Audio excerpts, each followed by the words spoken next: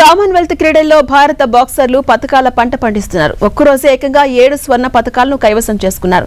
ఇప్పటి వరకు మొత్తంగా 13 స్వర్ణాలతో 4వ స్థానంలో భారత్ నిలిచింది. మహిళల 51 కేజీల విభాగంలో సాక్షి చౌదరి స్వర్ణం గెలుచుకుంది. ఫైనల్లో రూబీ వైట్ ను 5-0 తేడాతో మట్టి కనిపించి విజేతగా నిలిచింది. ఆ తర్వాత మహిళల 60 కేజీల విభాగంలో ప్రియా గంగాస్ కూడా బంగారు పతకం సాధించింది. ఫైనల్లో కెనడాకు చెందిన మేరీ అల్ అహ్మదీహ్ 4-1తో తేడాతో ఓడించి స్వర్ణం ఎగరేసుకుపోయింది.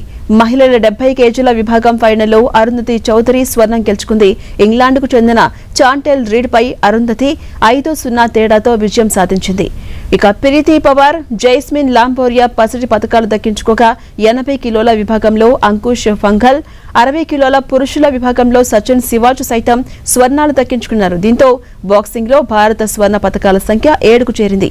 మహిళల 75 కేజీల విభాగంలో లవ్లీనా బోర్గో హెయిన్ మాత్రం రజత పథకంతో సరిపెట్టుకుంది. ఫైనల్లో లవ్లీనా ఓడిపోయింది. 90 కేజీల పురుషుల విభాగంలో నరేందర్ బెర్వాల్ రజతం సాధించారు. దీంతో కేవలం బాక్సింగ్ లోనే భారత్ 7 స్వర్ణాలు, 3 రజత పథకాలు సాధించింది. జూడోలో మహిళల 63 కేజీల విభాగంలో ఉన్నతి శర్మ కాంస్య పథకం సొంతం చేసుకుంది.